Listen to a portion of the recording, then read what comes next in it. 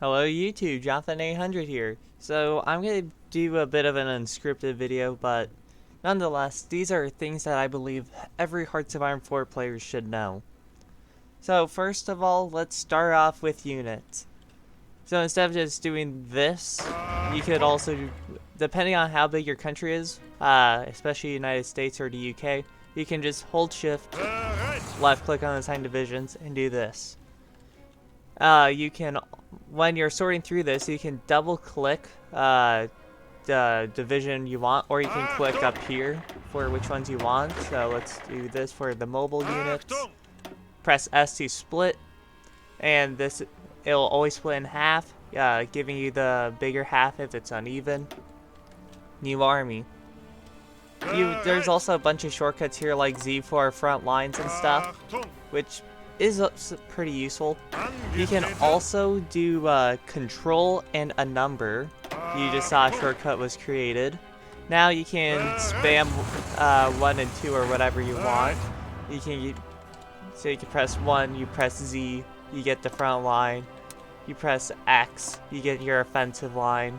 Then you got 2, you can now do here. Press X for your offensive line and do that. I don't normally use the shortcuts for these, but they are quite useful. Now let's actually get these going. I turned off the AI and all the other fun stuff. National focuses, you can do whatever you want. I prefer, for Germany, I always prefer going Rhineland, Army Innovations T3 with USSR, then down to the research slot, Anschlussing, all that. So next on the list, I have always separate your mobile units from your main infantry. Tanks spaced apart will do nothing. If you look at history, a lot of maneuvers occurred because the tanks were by themselves and not with the infantry. Also, a thing you can do is, many people know you can right click to move somewhere, but if you want to move to a specific location, you can hold shift right click and it will go to those locations that you want. So let's go to war with Poland. Just classic Germany maneuver. So let's actually send this guy in, this guy in. That's what happens if you don't have. Okay, so you can control right-click a division to support attack, but because there was an attack going on initially, it'll act as a regular attack. So it must only happen when you are, what is it? Going for a encirclement there, just because of instinct. Okay, trying to remember what I was thinking. So the point of a support attack is these troops won't move. And this is actually quite useful because you no longer have to lose a tile and the enemy can sneak up behind you. That could be extremely annoying when you don't have air superiority because your units are extra slow. I mean, actually quickly post a field marshal for this. Guderian makes a great field marshal, by the way, but I always like to have Rommel as a general. So your main goal when doing warfare is to capture supply hubs. This is by pressing F4. As you see, Poznan is a supply hub, so what you really want to do is to capture it. This is how your troops get supplies. Also, encirclements are always a great thing to do. Let's do, because there's a troop here and we don't want this tile, we play Control B. You can Control B here too. Capitals are always important. That's where their main supply is. That's where all their supply comes from. And as you saw, those troops did not move.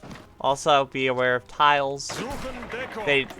Sometimes troops really do not like river crossings. But stuff like that.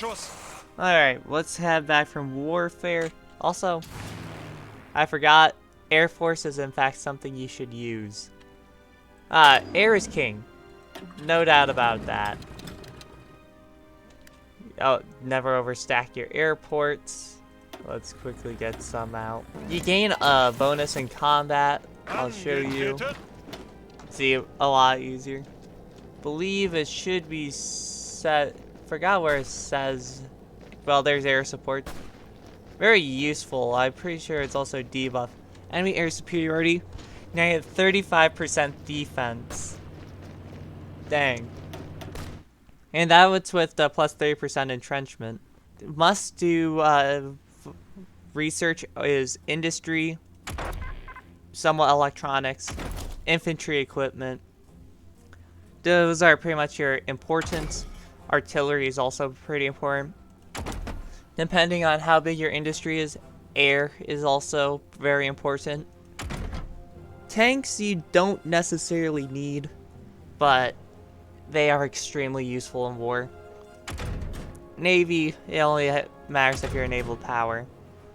If you're Germany, you're Germany. You don't have a lot. What I suggest for Germany is actually destroyer spam from the beginning of the game. Like, finish all of your ships, like only one for the outdated ones like this, and then finish up all those destroyer spam. You'll have like 40 some ships in your main fleet, which should be, once the time you capitulate France. By the way, this is Control Shift Alt left click. This is without shift. So once you take Paris with your 42 ships, you usually in single player are able to conduct a naval invasion of, I suggest, Dover. Talk about naval invasions. You want to do quick naval invasions, so you can unassign divisions that way, and then make a naval invasion for each tile. So instead of a long one, it's just 14 days. If you really have time to spare, you can do it for every single individual one of them. So you can get a massive 7-day invasion, or a massive invasion of 10 divisions for just 7 days instead of 70. Construction. I suggest you build civilian factories for the early game in about a year and a half, I believe. So about 1930, late 1937, early 1938, I believe. Construct mills. Civilians are your economy. You must build these. These build more factories. 15 out of 15 is a nice number to have. You always want more of that, but you also need to know when you need military factories, because 10 factories on guns alone won't do much. Preferably you want a lot more. Synthetic oil is actually quite nice, but the problem is these things cost 2 military factories to build. Well, a little more than 2 actually, but civilian factories also cost more than mills, but you really need the civs. Also, surprisingly, I have found that radar is actually kind of nice. When I find that I don't know what to do in a construction queue, or that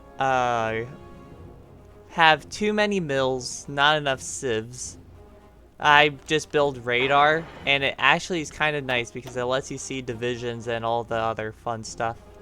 Also, it makes your planes work better. Templates. I just know for Navy, heavy cruisers are meta. I don't really have much else to show besides bigger gun, better for the most part. But I've had luck with just like 3 main heavy cruisers, like for my Elfland USA game. In order to skirt by the naval treaty, I only was able to use like 2 heavy cruiser batteries, and those helped me gain naval superiority and all that fun stuff. Army templates. This is the 9-1. This is the infantry division. 21 width. Pretty good. For tanks, I went down mobile warfare. I have had insane luck with these, besides their trash at only 20 widths.